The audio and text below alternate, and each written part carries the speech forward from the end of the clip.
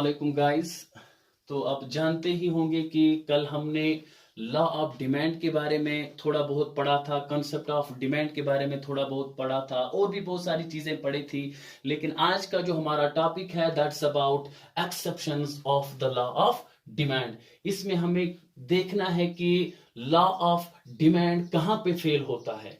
इसमें हम पढ़ेंगे पहले गिफन गुड्स, फिर पढ़ेंगे वेबलिन इफेक्ट क्या होता है, नेसेसरीज कैसे लॉ ऑफ डिमांड को फेल करती है, बैंड वेगन इफेक्ट क्या होता है, स्नोब इफेक्ट क्या होता है, इमरजेंसीज के टाइम लॉ ऑफ डिमांड कैसे फेल होता है, या इग्नोरेंस की वजह से लॉ ऑफ डिमांड कैसे फेल होता है, वार लाइक सिचुएशंस में लॉ ऑफ डिमांड फेल कैसे होता है, और fair of future rise in price की वजह से लॉ ऑफ डिमांड फेल कैसे होता है। So before discussing the exceptions of the law of demand, हम थोड़ा बहुत रिवाइज करेंगे लॉ ऑफ डिमांड के बारे में। कल हमने पढ़ा था लॉ ऑफ डिमांड के बारे में। Law of demand states that other things being constant or other things being equal, there is an inverse relationship between price of a commodity and its demand. Negative relation है price, किसी commodity के price को और उसकी demand को। सो हम पहला exception जो इसमें आता है लॉ ऑफ डिमांड में वो है गिफन गुड्स। पहले हमें जानना है कि गिफन गुड्स होते क्या है और ये कंसेप्ट दिया किसने है। ये कंसेप्ट दिया है सर रॉबर्ट गिफन ने। किसने दिया है? Sir Robert Giffen. Giffen goods में लीस्ट इंफीरियर गुड्स आते हैं like bajra, cheaper vegetables like potatoes, right. तो जो सर रॉबर्ट गिफन है, ही ऑब्जर्व्ड, उसने क्या देखा कि जो लोग होते हैं वो क्या करते हैं, वो अपनी वो इनकम, ज्यादा इनकम वो किस पे स्पेंड करते हैं? इंफीरियर गुड्स पे। किस पे? इंफीरियर गुड्स पे। और कम किस पे करते हैं? सुपीरियर गुड्स पे वो कम इनकम क्या करते हैं? स्पेंड करते हैं। अब हम इसको, जो ये गिफन गुड्स है ना, जिसको हम गिफन पैराडॉक्स भी बोलते हैं, अब हमें अंदाजा होगा कि गिफन गुड्स होते क्या है। These are those goods having positive price effect and negative income effect. Positive price effect का मतलब क्या है? गिफन गुड्स, जो इसमें गुड्स आते हैं लाइक बाजरा, पोटैटो, अगर उनका प्राइस ज्यादा होगा तो उनकी डिमांड क्या होती है? ज्यादा होती है। और फॉल प्राइस होगा तो डिमांड क्या होगी? कम होगी। This is what we call positive price effect. अगर हम नेगेटिव इनकम इफेक्ट की बात करेंगे, अगर किसी कंज्यूमर की इनकम इंक्रीज होती है तो उसकी वजह से, इनकम के इंक्रीज होने की वजह से जो डिमांड ऑफ गिफन गुड्स, उस पर क्या असर पड़ता है? जो हमने बोला इसका क्या है? Negative income effect. That means अगर उनकी इनकम इंक्रीज होती है तो डिमांड क्या होती है? गिफन गुड्स के कम होती है, फॉल होती है, राइट। अब हम इसको एग्जाम्पल के थ्रू समझने की कोशिश करेंगे। हम लेंगे, कोई कंज्यूमर है जिसकी इनकम है कितनी? 1000 रुपीज। अब ये पॉसिबल नहीं है कि ये पूरी इनकम किस पे खर्च करेगा? इंफीरियर गुड्स पे। या पूरी इनकम किस पे खर्च करेगा? सुपीरियर गुड्स पे। अब ये बंदा क्या करता है? ये कुछ पोर्शन किस पे? इंफीरियर गुड्स पे खर्च करता है और कुछ पोर्शन अपने इनकम का सुपीरियर गुड्स पे खर्च करता है। हम दो ही गुड्स लेंगे, एक इंफीरियर लेंगे, एक सुपीरियर लेंगे। जो सर रॉबर्ट गिफन है, इसने क्या कहा? जो लोग हैं वो, जो उनकी इनकम होती है वो ज्यादा किस पे खर्च करते हैं? इंफीरियर गुड्स पे। और कम किस पे करते हैं? सुपीरियर गुड्स पे। हम यहां पोटैटो की एग्जांपल लेंगे। पोटैटो, यहां ये लेंगे मीट। सपोज अगर कोई बंदा है वो कितना करता है इस पे खर्च 800, इस पे कितना होगा 200। सपोज ये एक वीक में, एक हफ्ते में क्या करता है 800 में क्या खरीदता है पोटैटो की क्वांटिटी, और 200 में क्या खरीदता है meat. Suppose if the price of the inferior good we say potato falls, अगर ये डिक्रीज होता है तो ऑब्वियसली जितनी क्वांटिटी ये 800 में खरीदता था अभी तक, अब जब प्राइस फॉल हुआ तो ये उतनी सारी क्वांटिटी इससे कम में खरीदेगा। सपोज ये 700 में खरीदता है, बचा कितना 100, वो किस पे खर्च करेगा इस पे। कुल मिला के कितना है 7 और 3। अब पहले ये क्वांटिटी लाता था 800 में, अब उतनी बराबर क्वांटिटी लाता है लेकिन किस में 700 में। जो बचता 100 रुपीज है वो किस पे खर्च करता है सुपीरियर गुड पे। जब इसने मीट की क्वांटिटी को क्या किया इंक्रीज किया, मीट की क्वांटिटी बढ़ी विद ₹100, इससे क्या होगा, इससे जो पोटैटो की क्वांटिटी है वो क्या होगी फॉल होगी। पोटैटो का प्राइस पहले फॉल हुआ, उसकी वजह से जो मीट का कंजप्शन है वो इंक्रीज हुआ।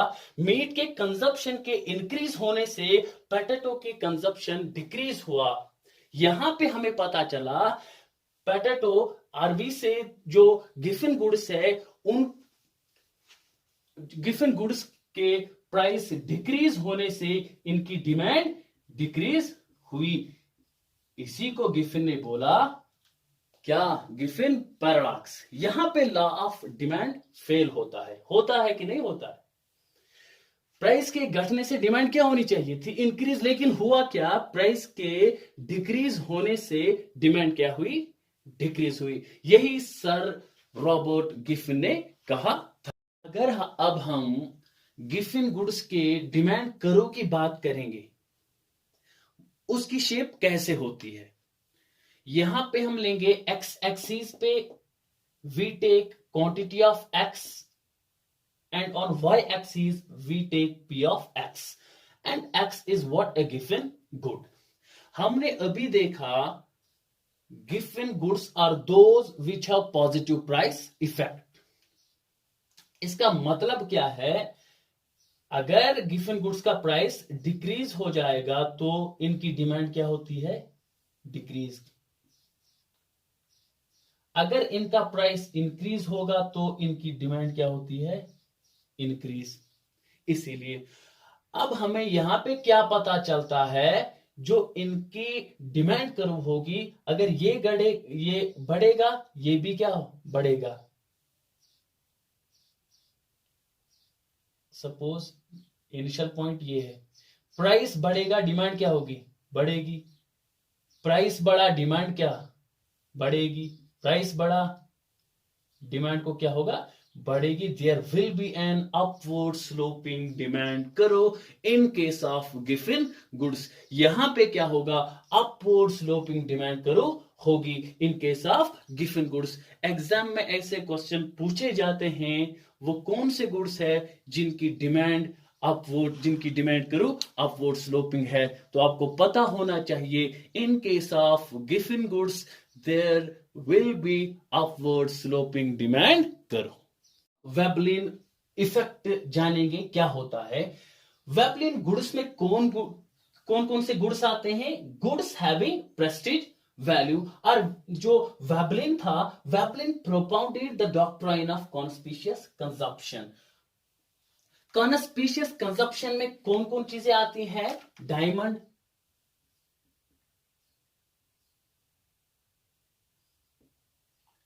गोल्ड आता है और लग्जरी कार्स। ये वो चीजें हैं जिनका प्राइस इंक्रीज होने से इनकी डिमांड इंक्रीज होती है। जो हमारी सोसाइटी का रिचर सेक्शन होता है वो क्या करते हैं, सोशल स्टेटस के लिए अपना स्टैंडर्ड बढ़ाने के लिए वो ये सारी चीजें क्या करते हैं, डिमांड करते हैं। इससे क्या होता है, अगर डायमंड का प्राइस क्या होगा, इंक्रीज होगा, तो इनकी डिमांड भी क्या होती है, इंक्रीज होती है। ये क्या है, वेबलिन गुड्स। ये जो हमारा रिचर सेक्शन होता है सोसाइटी को अपना स्टैंडर्ड बढ़ाने के लिए या थोड़ा डिफरेंट अपने आप को दिखाने के लिए ये क्या करते हैं, ये इन चीजों का इस्तेमाल करते हैं, चाहे इनका प्राइस कितना भी ऊपर चला जाएगा। और हमने लाभ डिमांड में कहा था, जब प्राइस इंक्रीज होता है डिमांड डिक्रीज होती है, लेकिन यहां पे वैसा नहीं हुआ, यहां पे प्राइस इंक्रीज हुआ, डिमांड इंक्रीज हुई। That's why it's one of the exception of law of demand. So जो थर्ड वन है, necessaries. Necessaries are those items which are purchased by consumers whatever may be the price. Consumers would buy more necessaries in spite of their higher prices. Suppose salt है, हमें salt चाहिए ही चाहिए, चाहे इसका price कितना भी बढ़ेगा, बिकॉज ये किस में आता है, नेसेसिटीज में। साल्ट के प्राइस बढ़ने से इसकी डिमांड या कांस्टेंट रहेगी या इंक्रीज हो जाएगी।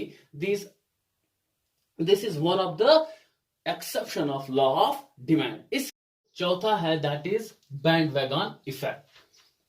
Band wagon effect arises when individuals demand commodities because others are doing so. Band wagon effect वो होता है जब लोग कमोडिटीज को क्या डिमांड करते हैं दूसरों को देख के। Suppose we take the example of a person A. इस बेचारे को किस चीज की जरूरत है, मकान की। ये क्या करता है, रॉ मटेरियल्स डिमांड करता है, जिसमें ब्रिक्स आते हैं। सपोज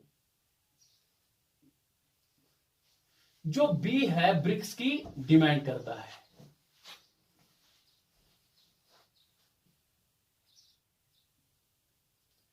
तो जो दूसरा बंदा बी है वो क्या, इसको देख के ये क्या करता है, ये भी मकान बनाना चाहता है, जिसके लिए इसको क्या चाहिए, रॉ मटेरियल। ये भी किसकी डिमांड करेगा, आप इसको देख के ये क्या करता है, डिमांड ब्रिक्स का। बी को देख के सी क्या करता है, ये भी क्या करता है, demand. So what will happen in the economy? There will be rise in economic activities in the economy. यहां इकोनॉमी में क्या होगा, इकोनॉमिक एक्टिविटीज में इंक्रीज होगा। जब इकोनॉमिक एक्टिविटीज इंक्रीज होंगे इकोनॉमी में, there will be more production. जब ज्यादा प्रोडक्शन होगी इकोनॉमी में, there will be employment generation. यहां पे क्या होगा, इकोनॉमी में एम्प्लॉयमेंट जनरेशन होगा। सो आपको यहां पे एक चीज याद रखनी है, जो बैंड वैगन इफेक्ट है, जो बैंड वैगन इफेक्ट है, it's an example of positive network externality. Example है किसकी, पॉजिटिव नेटवर्क एक्सटर्नैलिटी।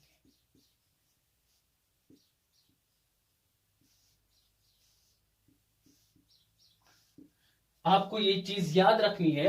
अब हम देखेंगे ये एक्सटर्नैलिटी थोड़ा बहुत यहां पे देखेंगे ये होता क्या है।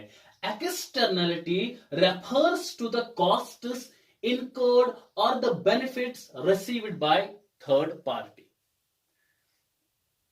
एक्सटर्नली या तो ये नुकसान होता है या फायदा होता है किसी दूसरे बंदे के लिए, राइट। तो ये कैसे पॉजिटिव नेटवर्क है, किसका, एक्सटर्नैलिटी का। सपोज ए ने क्या किया था, इसको मकान की जरूरत थी तो इसने बनाया। बी इसको देख के क्या करता है, मकान बनाता है। सी इसको देख के क्या करता है, मकान बनाता है। इससे क्या हुआ, इससे इकोनॉमी में इकोनॉमिक एक्टिविटीज इंक्रीज हो गई। जब इकोनॉमिक एक्टिविटीज इंक्रीज हो गई, उससे क्या हो गया, प्रोडक्शन इंक्रीज हो गई। पहले चीजों की डिमांड क्या हुई, जब डिमांड इंक्रीज हुई तो producers has to produce more. जब उनको ज्यादा प्रोड्यूस करना है, उनको क्या चाहिए, लेबर चाहिए ना, they will demand more labour.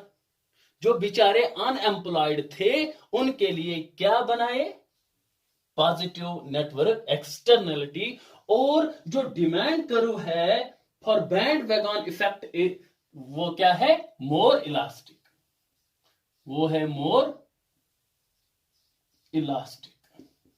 तो ये था क्या, bandwagon effect. So the fifth one is snob effect. Snob effect arise कैसे होता है, snob effect arises due to the desire to purchase a commodity having prestige value so as to look different than others. ये वो चीजें होती है जहां पे लोग अपने आप को थोड़ा डिफरेंशिएट करना चाहते हैं दूसरे लोगों से। इसलिए मैंने यहां पे एग्जांपल ली है एनफील्ड। एनफील्ड जो बाइक है, जिनके पास ये होती है वो थोड़ा क्या होते हैं, डिफरेंट दिखते हैं, राइट। अब क्या होता है, सपोज अगर इनका प्राइस क्या होता है, डिक्रीज होता है। जिनके पास दूसरी टाइप्स की बाइक्स थी, अब वो क्या करेंगे, अब वो प्रेफर किसको करेंगे, एनफील्ड को, वो लाएंगे एनफील्ड। लेकिन इकोनॉमी में क्या होता है, ये खास लोगों के पास थी अभी तक, अब ये आम हो गई, अब ये सबों के पास आ गई जिसको बाइक चाहिए थी। अब क्या होता है, अब जो लोग, जिन लोगों के पास ये थी, अब वो लाएंगे, अब वो रॉयल एनफील्ड लाएंगे। प्राइस डिक्रीज होने से अब क्या करते हैं वो लोग, वो डिमांड कम करते हैं। क्या होता है, डिमांड कम होती है किनकी, रॉयल एनफील्ड की। अभी तक वैल्यू था इनके पास, लेकिन जब प्राइस के डिक्रीज होने से अब ये लोग क्या करेंगे, डिमांड कम करेंगे। यहां प्राइस भी डिक्रीज हुआ, डिमांड भी डिक्रीज हुआ। That's why it's one of the exception of law of demand. इसके बाद है इमरजेंसीज। इमरजेंसीज के टाइम अगर हम बात करेंगे लॉकडाउन की, कोविड-19 की, कोविड-19 में क्या हुआ, तब इमरजेंसी थी क्या, as per the line guidelines of the government it was mandatory to wear the mask. हमें मास्क लगाने ही लगानी थी, किसमें, लॉकडाउन में। अपने आप को बचाने के लिए लोगों को क्या चाहिए थी, मास्क। लेकिन हुआ क्या, जो मास्क 10 रुपए में मिलती थी उसका प्राइस कितना हुआ, 150। जो मास्क 10 रुपए में बिकनी चाहिए थी वो कितने में बिकी, 150 में, because that was the need of the hour. हर किसी को मास्क चाहिए थी। लेकिन जो सेलर्स थे उन्होंने प्राइसेस क्या किए, अप किए, लेकिन फिर भी लोग डिमांड करते थे किसको, मास्क को। अब क्या हुआ, यहां पे प्राइस भी बढ़ा, डिमांड भी बढ़ी। अब ये कंट्राडिक्ट किससे करता है, लॉ ऑफ डिमांड से। So it's another exception of law of demand. इसके बाद है इग्नोरेंस। इग्नोरेंस में क्या आता है, जब लोगों के पास इंफॉर्मेशन प्रोडक्ट के बारे में कम होती है, वो क्या करते हैं, उनको पता ही नहीं होता है कि इसमें मटेरियल कैसा, किसी प्रोडक्ट में मटेरियल कैसा है। बिकॉज प्रोडक्ट की इंफॉर्मेशन उनके पास उतनी अच्छी नहीं होती है। अगर उनको महंगा भी पड़ता है तब भी वो क्या करते हैं, वो खरीद लेते हैं। स्टिल अगर प्राइस ज्यादा भी होता है तो ये किससे कंट्राडिक्ट करता है, लॉ ऑफ डिमांड से। अब इसके बाद क्या है, वार। वार में क्या होता है, लॉ ऑफ डिमांड फेल होता है। सपोज अगर हम बात करेंगे 2019 की, जब 370 को क्या किया था, एबॉलिश किया गया। Probably it was 5 August 2019। Article 370 को क्या किया गया था? एबॉलिश किया गया था। उससे एक दिन पहले पेट्रोल पंप पे इतनी ज्यादा भीड़ थी, कहने की बात नहीं है। Without any rise in the petrol or without any rise in the diesel, जो डीजल या पेट्रोल की डिमांड थी वो तब कितनी थी? बहुत ज्यादा थी। उसने भी किसके साथ कंट्राडिक्ट किया? लॉ ऑफ डिमांड से। तो ज्यूरिंग वार टाइम क्या होता है? लॉ ऑफ डिमांड फेल होता है। Fair of future rise in prices. अगर लोगों को ऐसा लग रहा है कि फ्यूचर में जो प्राइसेस है वो बढ़ने लगेंगे, वो क्या करते हैं? वो पहले ही उन कमोडिटीज को क्या करते हैं? खरीदते हैं। किससे? प्राइस राइज होने से। फ्यूचर में जो प्राइस राइज होने वाला है उससे बचने के लिए वो आज ही डिमांड करते हैं, right? So these are the exceptions of law of. अगर आपको ये वीडियो अच्छा लगा तो लाइक तो बनता है, and please please and please kindly do subscribe my channel and don't forget to press the bell icon for getting regular updates. Thank you for watching.